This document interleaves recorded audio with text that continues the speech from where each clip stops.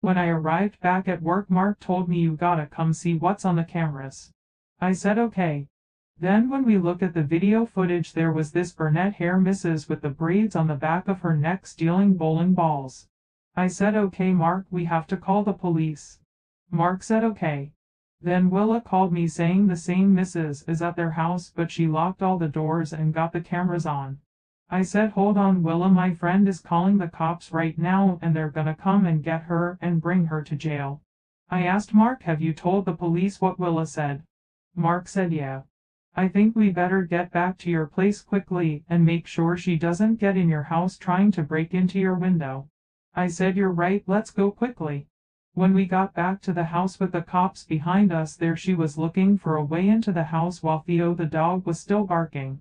She saw us and then she ran and got into her car and tried to drive away from us and the police. We got back inside and said, Willa, are you okay? Willa said yeah.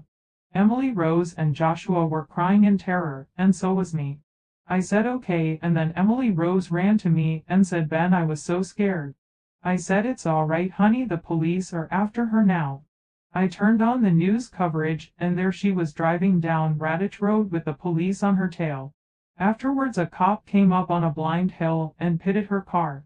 The cops came out with their guns drawn saying get out of the MFN car.